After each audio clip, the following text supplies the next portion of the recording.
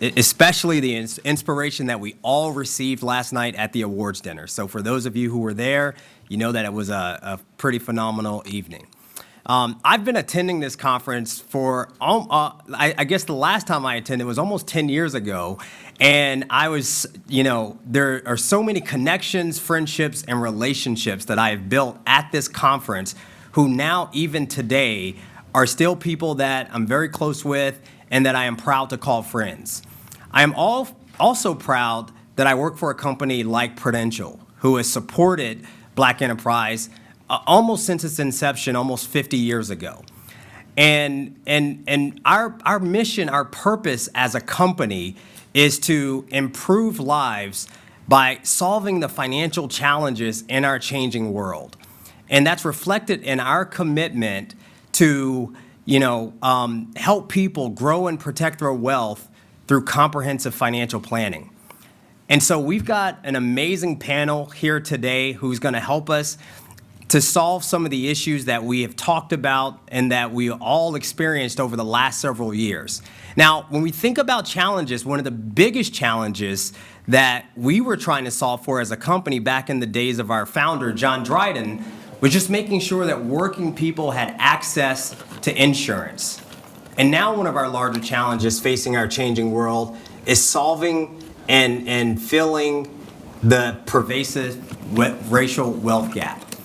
And so I would encourage everyone today, as we have this conversation, I want you to think about and listen to our panelists and listen to how they will inspire you with ideas for personal growth. Not only personal growth, but also how do you use that personal growth in your communities to have impact. I also want to encourage you all to come by the Prudential booth at some time this weekend and make sure that tomorrow, especially at 11:30 a.m., I will be leading a fireside chat with three amazing brothers who wrote a book called The Pact, where they dialogue and detail how they took a pact that they all made as young men in Newark, New Jersey, and used it to become doctors, to have positive influence and change the trajectory of their lives. So without further ado, Mr. Alfred Edmond will introduce our panel, and we will get started. Yep.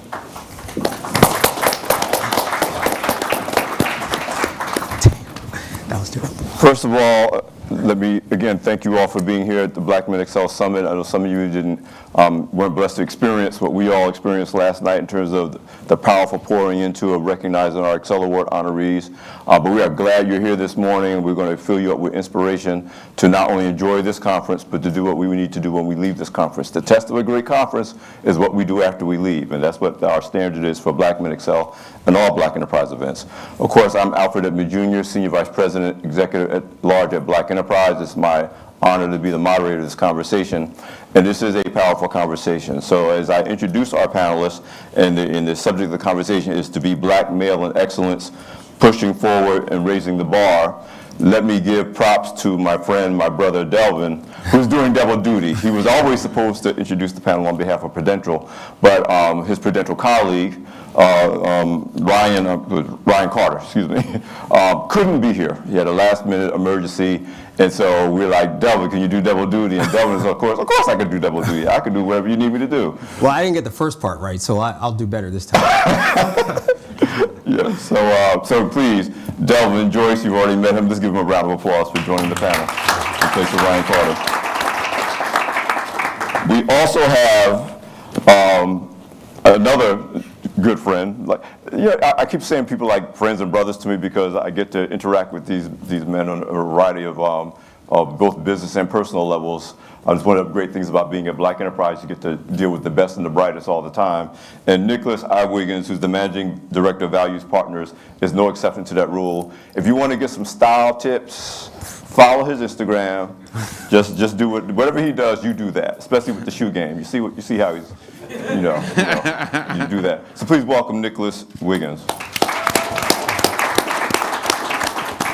And we also have Lincoln Steffens, who I've known for a long time. He's just taken on a new role as EVP of Brand Partnerships for TD Jakes Enterprises, but he's also the CEO and co-founder of the Marcus Graham Project, named after Marcus Graham from the movie Boomerang. It was an initiative to get more black men and young black men to consider careers in the advertising and marketing industry. Done great work over the years for that. In fact, Lincoln was on this version of the panel at the very first Black Men XCEL Summit. So he's kind of coming back to revisit this topic for us as we move down the line. Please welcome Lincoln Steffens. And so I'd like to start off with each of you kind of from your own perspective, you're going a little bit deeper in terms of what you're doing now, starting with Lincoln and working your way back here. And just kind of to kick off the perspective of what we're going to be doing in terms of discussing where we are as black men, where we've been, where we are, and where we're going. And it's not a coincidence that we're not setting up this theme around black male dysfunction. Yeah. You know, we're not here, at this event, we're not treating black men as a problem to be solved. We are solution bringers. We've had victories to get here.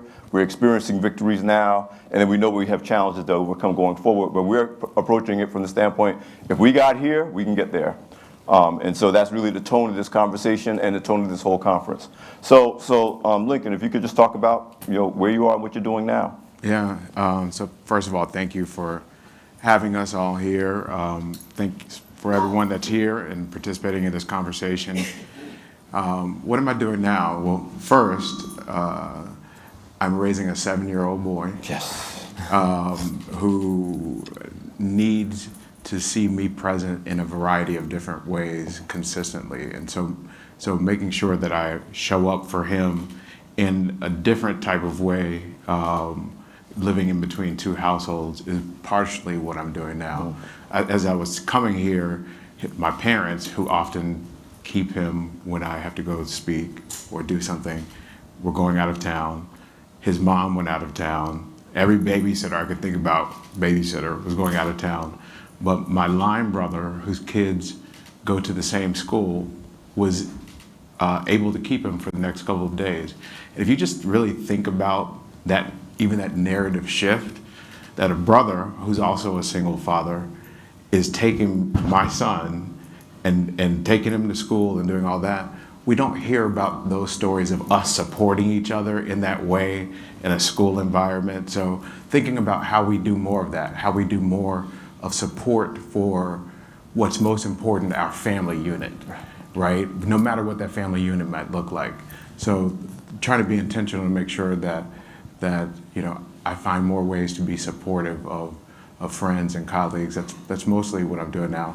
Lastly, I'll say, and I know we talked on the thing, he's going to say, hey, don't talk too long. I'm a long-winded person. So I got your back, though. You got me back. So the other thing, you mentioned, taking on a new opportunity, working for one of the most brilliant individuals in the world, TD Jakes. I spent the last 15 years running a nonprofit that I started and co-founded with one of my best friends. And I really thought about what in the Bible that Jesus asked Peter, Simon, to do, and to give him his boat, to utilize it as his platform. That was his business. And so when the time came to say, hey, give over what you've been doing for a different type of platform, a different type of individual, different leader, that the stewardship that comes with now working on behalf of someone else's vision, which I haven't. I've done my own thing for a long time. That transition has been great, and it doesn't feel like work. It feels absolutely aligned to purpose. All things are clicking together. I want to underscore a couple of things. First of all, this narrative of the involved dad, and this is a perfect example of how the narrative that has been promoted bears no resemblance to the reality of the narrative that we're actually living. You may be seeing, being socialized heavily on social media right now, a study that actually came out maybe 2 years ago that showed the most involved fathers by far are black fathers.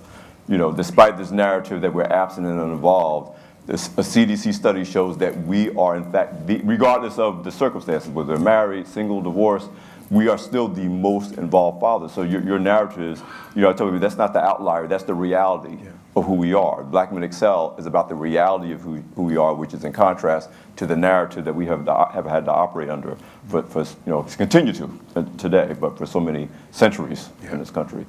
So this is the answer to that. So that was a great way to kind of kick off this conversation. Nicholas? I know Lincoln's going to be hard to follow. Yeah, he always is. That's why I probably shouldn't have done that. I should have put him The other way. But no, Nicholas here. I work for a social impact agency, and we call ourselves Values Partnerships, and at the base of our mission is to expand the common good. And we do that by connecting corporations, foundations, and other entities to key stakeholders in our community around projects that we feel have meaning and value. And what I love about this job that I have now is we really stick to that.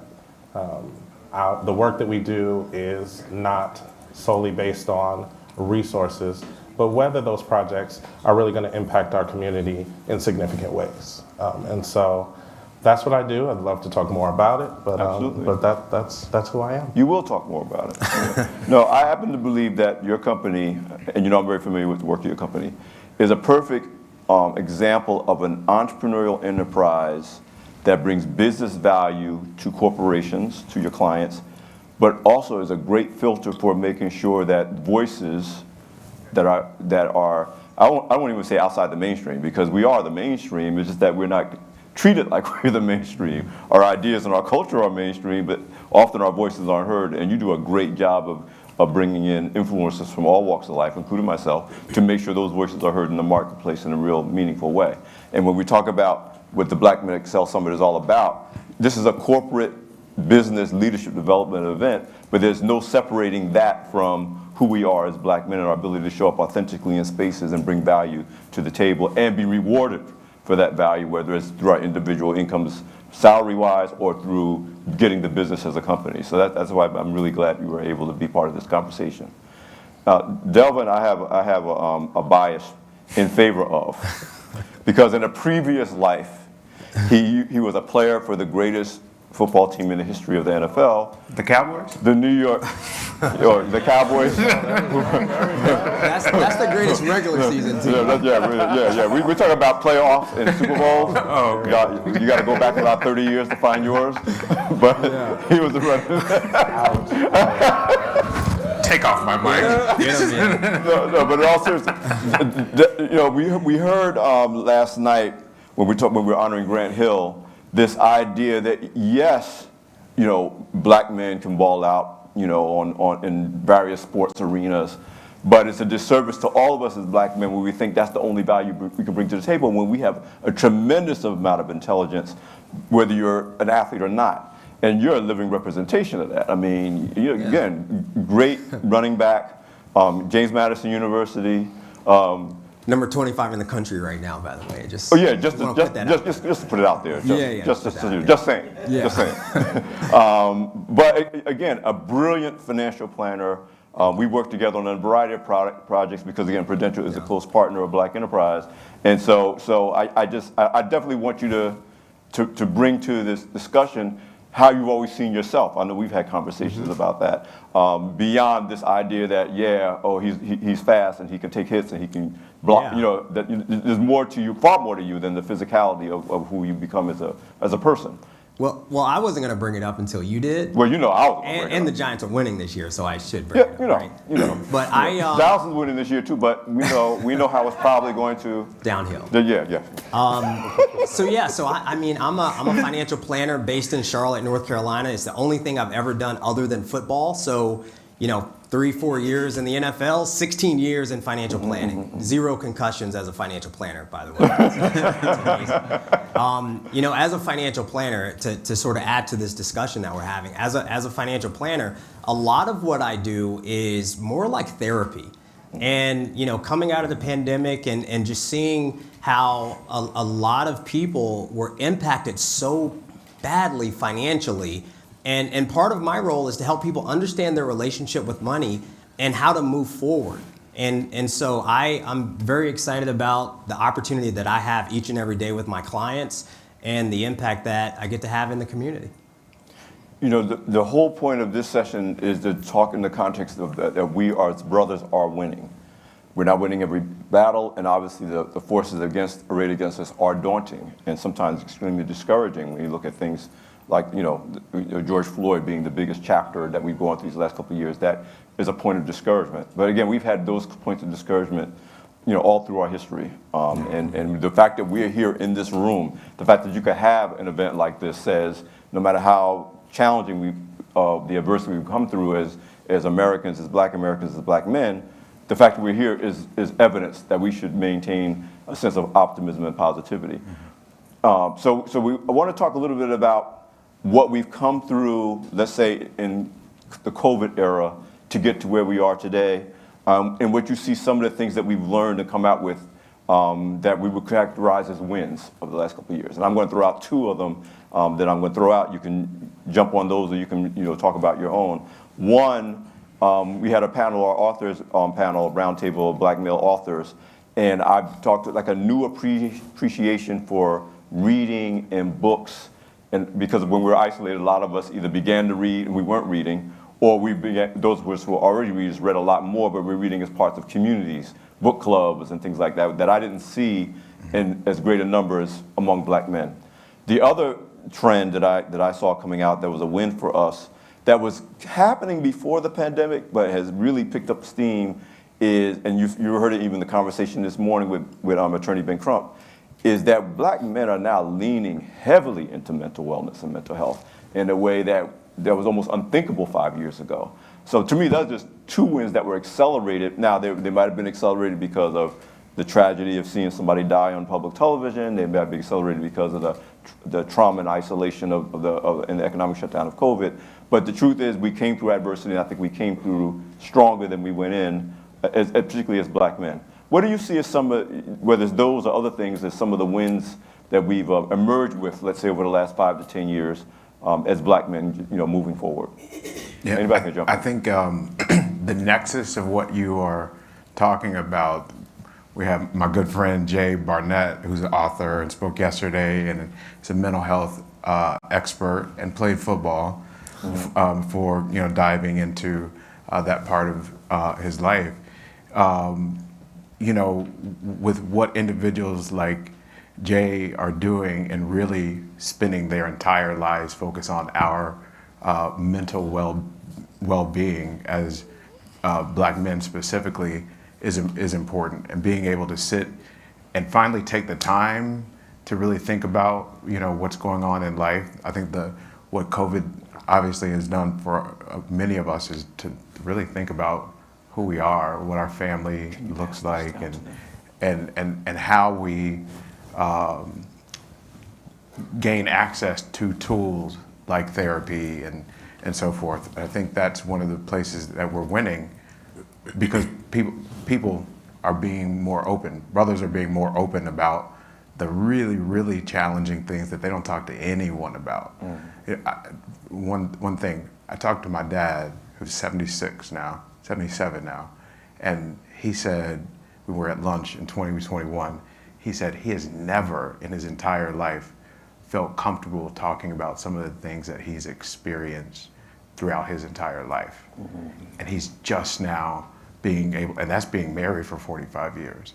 So him being able to say, hey, I'm finally ready to get that off of my heart and my chest, we're winning, because there's a certain amount of courage, particularly if that's not the orientation of your mind, to be open and expressive and vulnerable. So I think we're winning in that. Thank you. Yeah, I completely agree with that. I think the pandemic helped us break down the stigma of therapy. One that I followed, I started therapy post-pandemic, but I'm happy to be in therapy. Didn't realize how much, of a need there is for that. And that's because as Black men, whether indirectly or directly, we have dealt with trauma most of our lives. And it didn't take, the incidents in June 2020 to remind us of the trauma that we face day in and day out, but it just gave us a little bit more impetus to focus on our well-being and our mental health. And I think that's an important step that's allowing us to win. we're also doing a health is wealth. It's a health session that's tied to our financial ability to thrive financially, but it's a health session that Gilead is hosting for us. But I really want to draw this example of why this opening up and being able to release is so important.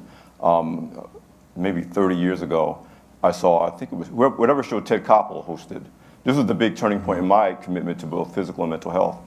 The chief reason that women outlive men and black women outlive black men is not because there's a higher incidence of disease between one and the other.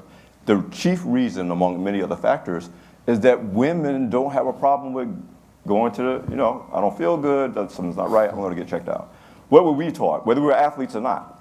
Walk it off, play with the pain, boys don't cry, Put some tussin man up, drink some tussin, And what happens is the chief reason that women outlive men is we tend to wait longer before we actually get help. And by then, whatever the issue is, the injury or the affliction, has progressed to the point where there are fewer options to deal with it, And so this ability to open up, emotionally, mentally, whether it's through therapy or other means, is directly connected to our ability to thrive in other areas. These are not compartmentalized things. So that's why that is so important. Nicholas? And I think also in the pandemic, we found that accountability partners are key. And we talk to each other in a way that we hadn't necessarily prior to the pandemic. And so finding that accountability partner that is your accountability partner on health, on your career, on your relationship, we talk a lot more. And I think that is allowing us to win because black women have always given us the footprint. And we just haven't always followed it. But we're starting to follow some of those same trends. Yeah, it's not a coincidence. This event was inspired by our Women of Power Summit, which is our the standard we strive for with Black Men XCEL. But the other thing, and this, again, Devil and I, you and I have talked about this. We now have a generation, particularly a generation, I would say, X and younger, who are leaning into the idea of financial wellness, talking openly about achieving financial goals, closing the black wealth gap. Again, it's happening throughout communities, but I talk to other, your peers, and they, for the first time, I don't have to convince people to have this conversation. They are like, just tell me what I need to do. They're leaning into it. Talk about that win as we come out of these last few years. Yeah, I would say, this may be specific to my industry, right, financial planning, but more than ever, people are taking their financial wellness so much more serious than previously. And part of it is, I remember we all suffer from this thing called recency bias. So whatever the most recent situation is, we all have this bias that says things are going to continue that way. And so the pain of 2008 and 2009, the Great Recession, many people have forgotten all about that. And so we were living high on the hog, balling out of control, doing all these things, right? And so I remember trying to have conversations with people to say, hey, you need to have 6 months of your expenses, or if you're an entrepreneur, you need to have a year of your expenses and an emergency fund, blah, blah, blah.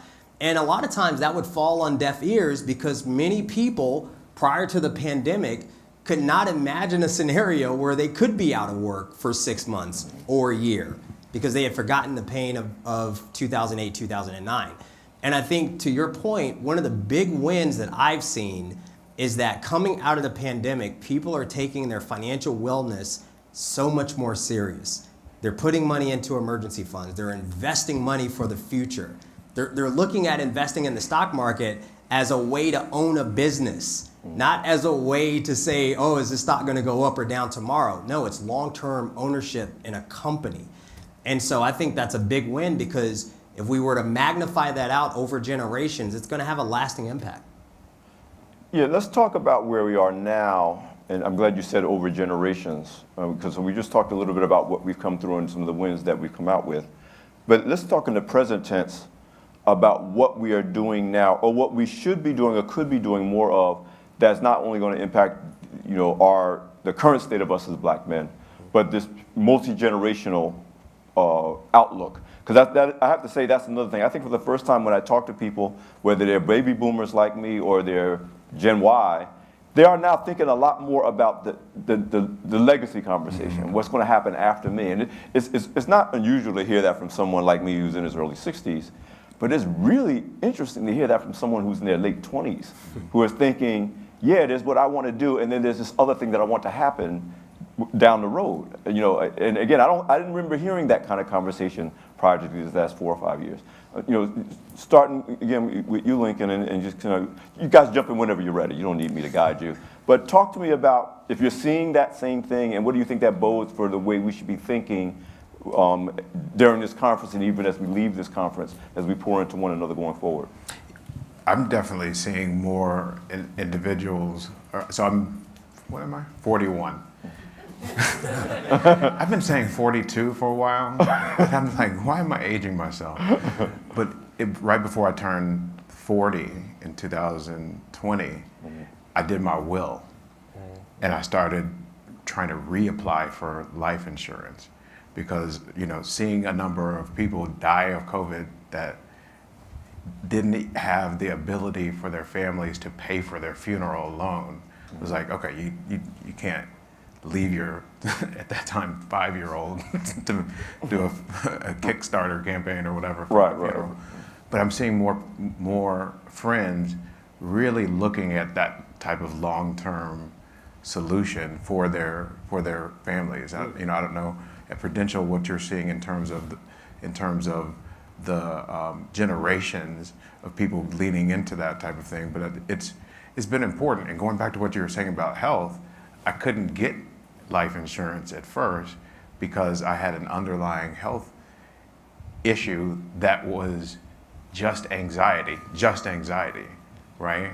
But because of taking an antidepressant, they looked at that and said, you can't do that. So I had to start saying, I need to be mentally more prepared, though I was taking antidepressants because I had just gone through a terrible divorce.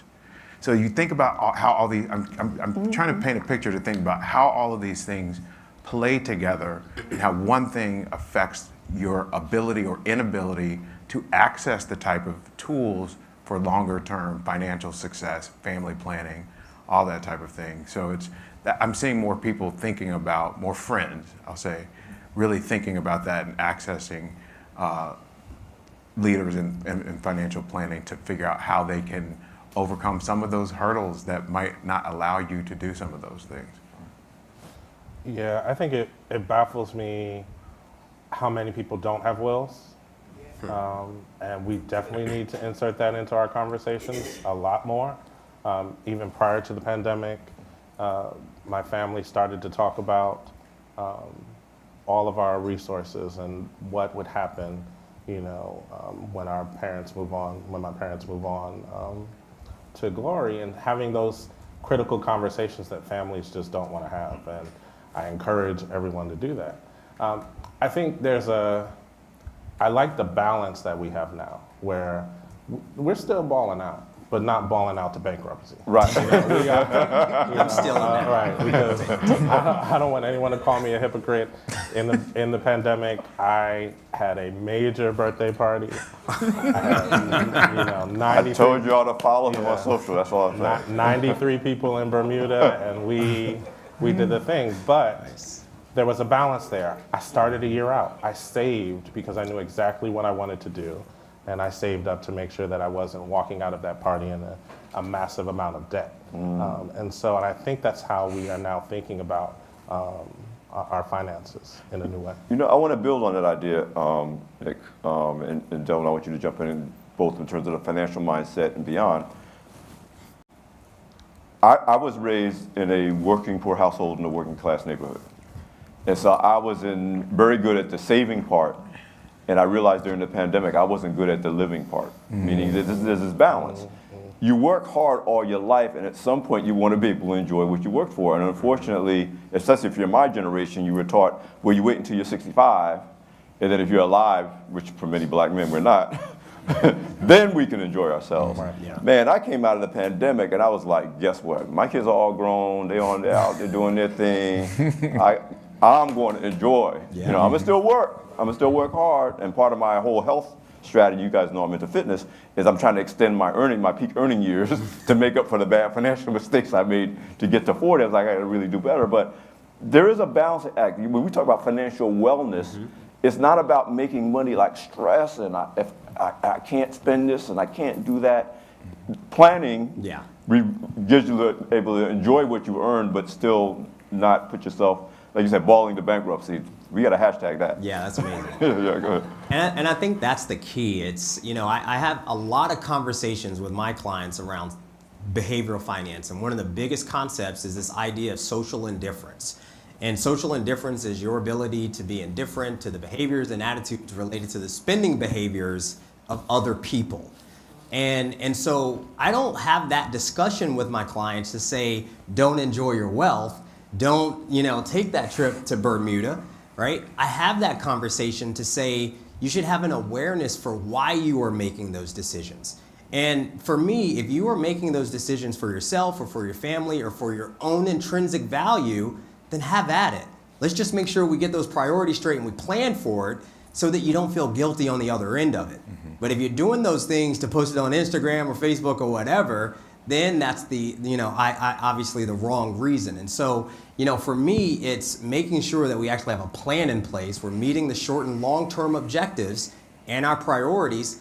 Now you don't feel guilty. To Lincoln's, point about life insurance, and to your point even, Alfred, I encourage my clients, my older clients especially, I want your last check to bounce. Let's spend all your money, right? Buy life insurance. My kids, they know they're going to get a couple of houses and life insurance, tax-free. I'm spending all my money, right? I'm going to enjoy myself. So, but that's the idea. My dad told me the same thing. Yeah. Told us the same thing. Yeah, he's spending all his money. Let me shift the remaining of our conversation because at Black Enterprise, this event and everything we've done since the creation of Black Enterprise, when our late founder founded us now 52 years ago, it's about solution orientation. We have a solution orientation at BE. This is a solution-oriented event. That's what we do. So let's spend the rest of our time talking about what we're facing going forward, where we are right now as Black men, and what do you think our priorities should be for I want to do it in order of communities, families, but I don't want to give short shrift to ourselves, because a big part of what I think we've gained the last few years is understanding of that we have not only the right but an obligation to keep ourselves healthy so that we can serve families, communities, our companies, et cetera. And I think Jay, on our session yesterday, talked about we hide behind our performance. We don't, we perform for everyone else. And this is not just in athletics, in our families, in our companies, and we may be failing on the inside, even though dealing with what we're dealing with on the inside enables our long-term performance excellence going forward for everybody else. Talk a little bit about what you think we need to be paying attention to as we move forward over these next few years. I think paying attention to, so I'll go back to kind of the beginning of what I was saying about working together. I think a lot of times we get into rooms and part of the solution is, yeah, we got a partner, we have to do a deal together, but then we don't. We let ego get in the way, all that type of thing. But we need to really be thinking collective impact strategy and be really intentional about what that looks like. If you have a couple of businesses together that do a deal, do you find a backbone organization to come and help you structure how it works together to maximize what you both can get out of a specific thing and focus around like an issue? I think the Clinton Foundation does this great event, CGI, Clinton Global Initiative, and they literally, you look at a topic area, let's say it was climate change, and there's the four of you come together and say, hey, we're going to do something about this specific issue and create a 50-page proposal about how you're going to do that together. And they have an organization at the foundation. They help those group of people that make that CTA, commitment to action, facilitate their progress and a report.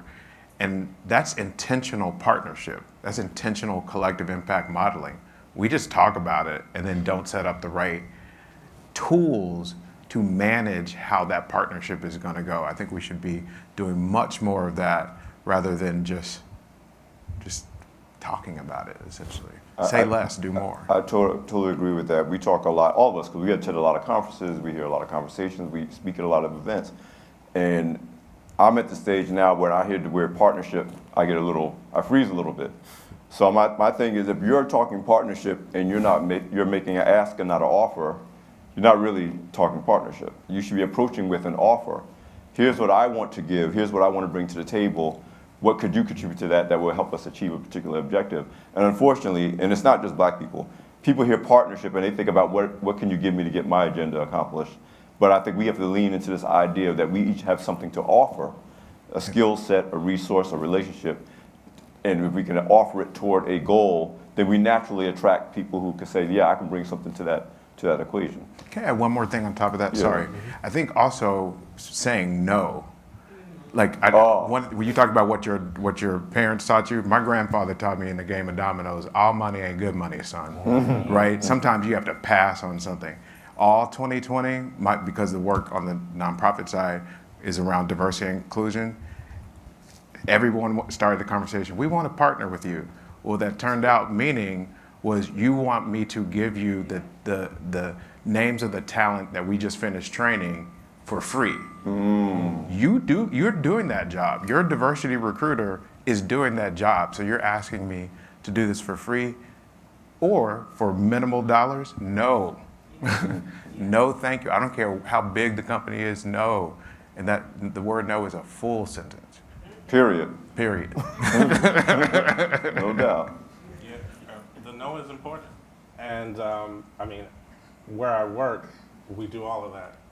And I think that balance of what a partnership looks like is extremely important, and that there's an exchange of resources. And if there's not an exchange of resources, then it's not an effective partnership, in our opinion. But to your original question, to expand on what Lincoln said, we do need to figure out a way to work together more effectively and efficiently. And I spoke earlier about black women giving us the footprint. They really have. And sometimes we just have to set aside ego and whatever may be preventing us from working effectively together. When Justice Ketanji was put out there as a nominee, before the press conference, all black women were in line. Yeah, they were like in one formation. band, one sound. Right, they were in and she formation. wasn't everybody's choice. Right, she wasn't. And so, there's a preacher in Georgia that says, we don't have to fall in love with each other, we just have to fall in line. And mobilize around the pieces in the society that will advance us collectively. And that's really important for us to do. Delvin, I know you may have a thought, but I'm going to throw something into this conversation on this idea of knowing when to say no and getting paid. I'm going to put out my thing that I see happening more, but we need to lean into it. We got to be willing to pay each other. Yeah. All right. We got to be willing to say, yeah, Delvin's my friend. I can't be like, Delvin, let's get together for lunch. I want to pick your brain about what I should be doing. No, it should be, Delvin, let me, what's your fee? When can I make an appointment? I think we got to lean into paying each other because when we set our value as zero, when we ask somebody to just do it because they're our friend or we're brothers or whatever the mindset is, then we've set our price as zero in the marketplace. Why should anybody pay if you're not going to pay? So I don't know if you guys want to weigh in on that or not, but Nicholas, I know how you guys do business. And we see it all the time where we ask, we partner with a lot of influencers and those that are connected to community, and we'll ask for their price point. And I will call them and say, that's not your price point. Like, what you're bringing to the table is way more than this dollar amount you just gave me. And so we're going to fix this before I send this to the client. And that's what we have to do, is knowing our value and asking for it, especially after the amount of money that has been poured into efforts that we've been supporting all our lives. Yes. Yeah, I would say for me, from a community standpoint, the big thing for us, my practice, I feel like it's a mission-based practice, and one of our things is we want to empower the community through financial literacy and education. But we also want to empower the communities that we serve through just making sure that young black men have amazing role models.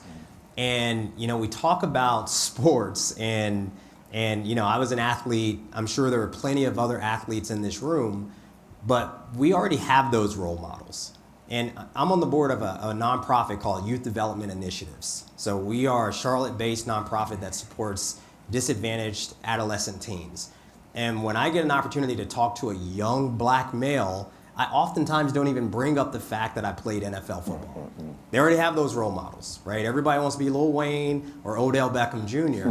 And I want to go show up at this mentoring event or whatever it is in a suit and a tie and say, here's what I do, here's how I make a living to support my family. You can do other things other than that. And so I just would challenge everybody here. There's some sharp-looking brothers in here, sisters too, by the way. But I would just challenge everybody here to just, find a mentor, help someone see something that maybe they don't go home and see on a daily basis. And we talk about compounded effect that would have unbelievable impact on the communities that we serve. I totally agree with that. Listen, I want to invite you guys to the mic for Q&A. Now, I just want to say we mean question and answer. Y'all know my rule is Q. And we'll answer. We'll do the A, you do the Q. You're not a new panelist. No dialoguing. Ask your question, and if there's somebody online behind you, no multiple questions. We want everybody to get a chance to not only ask a question, but the whole room needs to be able to hear the answers. But we want to invite you to ask your question. So since we have someone up, let's open it up. Hi, my name is Chris A. Matthews, licensed marriage and family therapist, and my question's for Lincoln.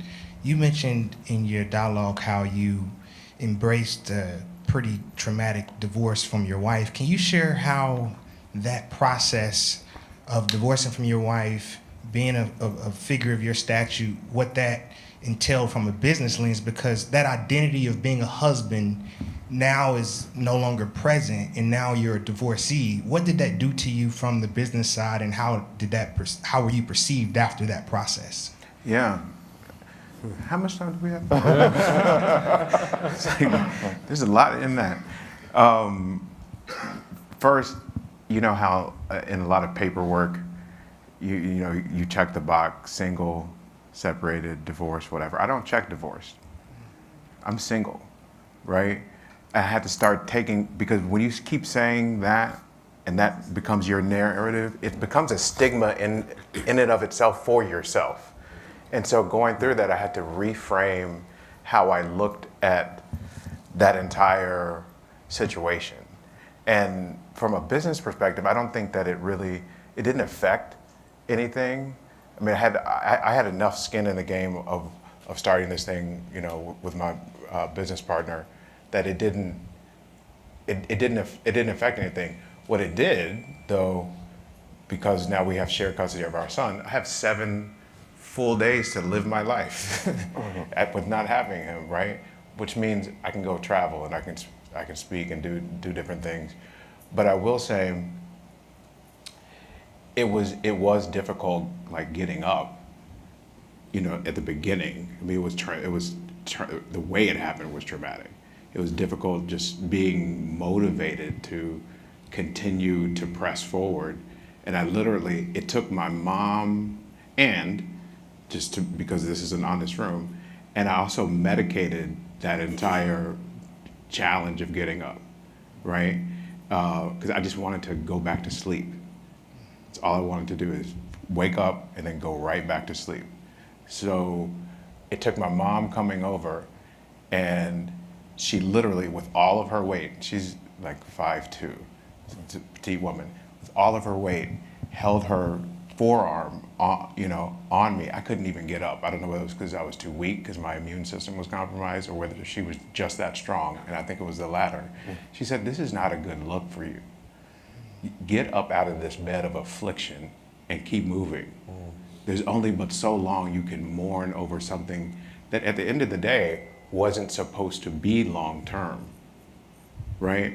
So it was to bring this beautiful son into this world, and I had to really think about things like that to reframe it and make sure that I was checking myself to say, am I honest about that, or am I just saying that because it sounds good to myself?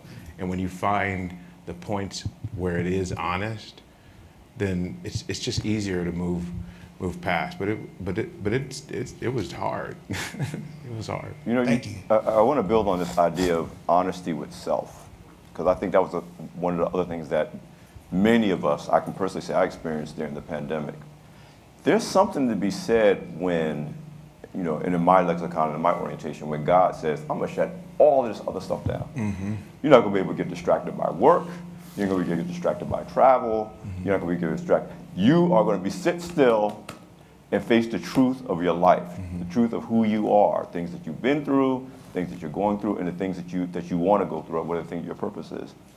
And it was so easy, you know, Del, when you talked about, you know, maybe the bawling since the last recession, a lot of that was also distraction. Yeah, I'm going to have fun, I'm going to work, I'm going to be at that meeting, and you can go and go and go. And for me, it forced me to sit down and think, what am I doing? Why am I doing it? Where am I going? Mm-hmm. And that truth can be scary, but it's also liberating. You know, to be honest about what happened to you, and are you reacting to what really happened or what you told yourself in your mind happened? So I just think that it was forced upon us, but if we were fortunate, we faced the truth, and it, you know, caused us to make some decisions about our lives, financially, health-wise, mental-wise, relationship-wise, career, business-wise, because we had no choice. We had to at least think about it. And it's very easy to live life every day without thinking about it. And I also thought, like, how am I going to teach this young boy to be a strong man if I hadn't gone through anything like that? I mean, heretofore, I mean, I grew up in a relatively privileged black family, right? I had not really gone through a whole lot. And so I know that God allowed me to go through that so that I can help my son at some point in time when he's having a really difficult challenge, or help other friends or brothers that might go through the same thing. So when I realized that none of that actually was about or for me, I became so much grateful about that experience. Yes. Next question. This is really addressed to everyone on the panel, as well as Mr. Barnett here to my left. I wanted to know, I've just been hearing just yesterday and today a lot about mental health. And so there's obviously a great need. So I'm just wondering, will you guys maybe come together collectively? I know in certain like churches in Asia, they have this thing called cell groups where they come together, and instead of coming together to one building, they meet in homes. So I was just wondering if maybe you guys would come together and form a network that deal with mental health issues, so that maybe it starts virtually and then meet locally, but maybe something that people can come together and do it.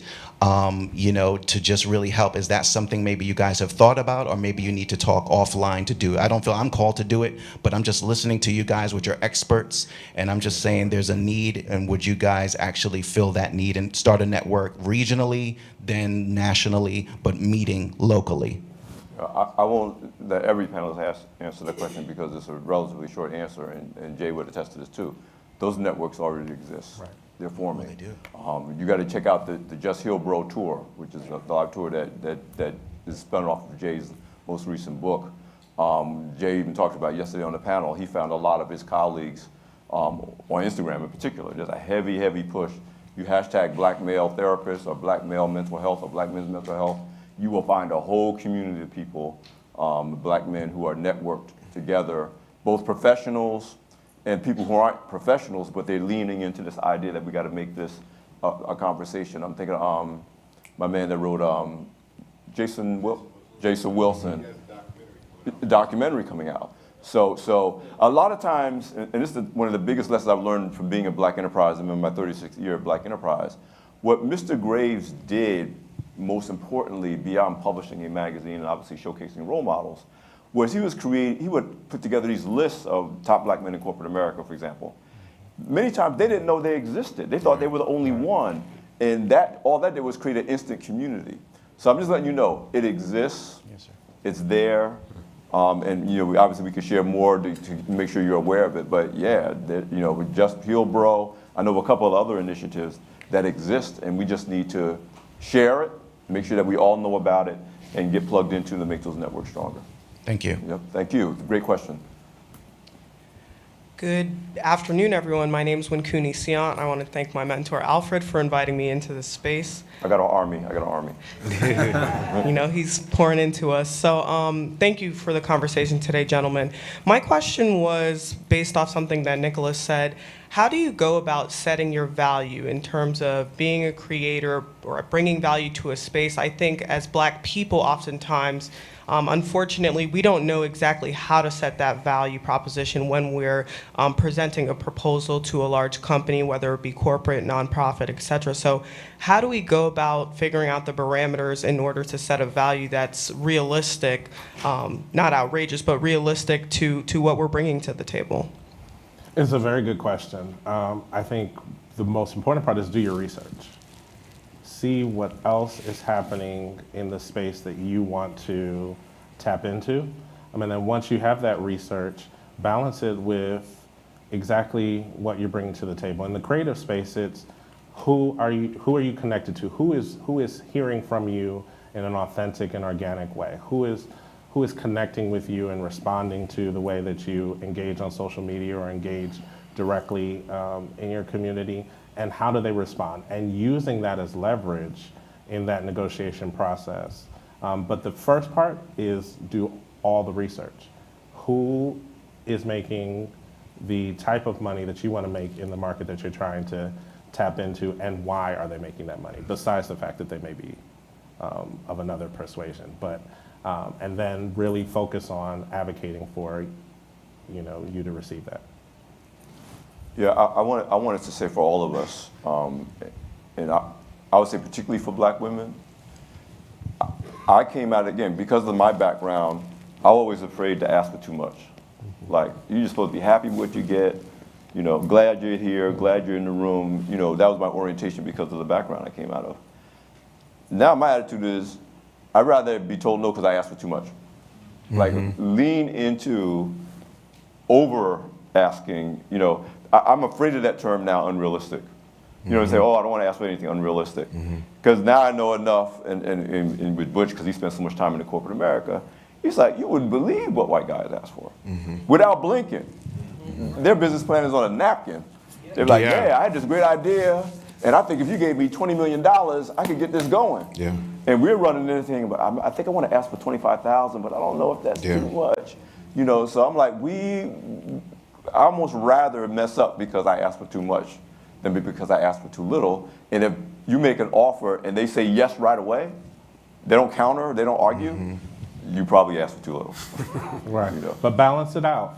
I want to make sure you say balance it out. Put me in check. Put me in check. Okay. But balance it out. But the research, you got to make the research, right? If this is the first time that you're entering into the space and you come to me and you say you want $50,000 for an IG Live, for example, I'm going to call you up probably or pull you to the side and say, don't do that. But if my counter is reasonable to you, and then you use that first entry point to really maximize that engagement, then yes, I'm going to advocate for more for you the next time. So it's a balancing act. Yeah. Great question. I mean, I knew it would be because, she's in my army. Hello, my name's Conrad Law. My company is Applied Learning Solutions, LLC. During and after a successful federal government career, and I mention that because growing up in this area, that was kind of like the standard. The people that work for the government and then the people that got money from the government, contracts and so forth. But my question is about statement made by Kelly Miller. In all the mentoring programs I participated in as a small business counselor with the Maryland Small Business Development Center, it appears that, it happens that we buy what we want and beg for what we need. And that's a real problem with getting people on board to develop the skills and other things they need to do to advance, whether it's federal, corporate, or just in day-to-day life. And I was just wondering if you had any insight that you can share in that area. It doesn't have anything to do with corporate, but it does have to do with advancing our group as a people. So put that in the form of a question, because I'm not sure. What would you boil that down to if you were asking the panel? We buy what we want and beg for what we need. And it's hard to get folks on board to develop the skills that we need to be successful. Because people don't want to learn anything. They want to, if it's what they say, if you put it on your ass, it's not an asset. So whether you're talking about building wealth or advancing in your career or any of those types of things, the mindset often gets in the way. I think. Go ahead. We all got it at the same No, I was going to say, what it feels like you're really getting at is just a mindset shift, period, right? Right. And That's very difficult to overcome. particularly if you solely look at it as being difficult, right? There's so many things that we have already overcome, and have the tools of people that have worked through it to try to find out, like, at the core, like, what's the core issue of why this specific thing is happening or is not happening. I mean, I think going back to what you were saying, how you grew up and not wanting to ask for more. I mean, that, for me, that shift came, I still am, I guess, the CEO of my nonprofit. And I had a mentor that told me, you should be unafraid to go whatever company you want to talk to ask for a meeting with that CEO. So you can have a peer-to-peer conversation. And that was a shift in thinking, like, oh, I should be able to ask AT&T that's down the street to meet with Randall Stevenson versus meeting with someone that's over here that's a CSR manager. Not that they don't have value, but I think just that shift and that unlock was critical. And so making sure to have people around you that can make that shift or whatever that challenge is, I think is important. I would just add to that really quickly, and uplift examples. We live in a social media age where a lot of the generations behind me are getting all of their information from social media, and so continuing to be diligent and uplifting examples of individuals who are doing that, who are having that balancing act that you're talking about, and shifting their mindsets, because that's going to impact the conversations in those communities that you're talking about. Yeah, and I would add, unfortunately, I have to make him the last question, I'm sorry. So we're going to talk about shifting mindset, and so I'm going to challenge you. The statement, we said buy what we want and beg for what we need. Yeah. That statement should be more like, many of us buy what we want and beg for what we need, but we don't all do that, Right. and we won't all do that forever. Because the mere fact that we're here means we don't all do that, and we don't all do that. It means change in mindset change is absolutely possible. Right. So the sales guys on our team says we don't count the no's, we count the yeses. They don't look in terms of, oh, everybody says no. They say, yeah, they're going to say no, but they're eventually going to say yes. So I would say, I don't say we do anything negative. We do things negative now, but we can do things positive if we expose one another to, somebody usually gets in our ear, or we have an experience that says, like you said, you can ask somebody higher up for what you need. You don't have to stay at this level. Mm-hmm. And part of the reason we're all here is to kind of challenge one another's mindsets. Mm-hmm. To say, I know this is the way you've always thought, but you don't always have to think that way. And that happens one conversation, one example at a time. Yeah. But you assume that the mindset can change. No mindset is permanent if we assume that it's changeable. Yeah. Yep. So, and if I can piggyback yeah. 1 second, Mr. Conrad, it's not just the mindset. The one thing that will change the mindset is clarity of values. And so a lot of times we have a certain mindset because we believe that we value certain things. We value the big house. And maybe what we really value is having space for all of our family and those things. And so I think as we get clarity of purpose, clarity of our values, and this is something I try to do with my clients, is make sure that if they have a financial goal, we understand what the values underlying that goal are. And that gives us the wherewithal to do the right thing. So. Excellent. Okay, Great. thank you all. No, The thank only you other for your thing question. I'd like to add is that in terms of the concept of the talented 10th, growing up in this area, a lot of the talented 10th, and I consider myself part of that, focuses on themselves and not bringing everybody else up along with them. So in the mentoring programs and all the other programs, folks that look like us are at the vast majority. Even the mentees are us. The mentors are people that don't look like us. And that's a big problem, if nowhere else in this area. And it shouldn't be. Thank you. Thank you. Thank our panelists. Lincoln, Nicholas, Delvin, and thank you all for attending this session. Let's bring the same energy to all the sessions of Black Men XCEL, and thank you for joining us this morning. Thank you. Group shot.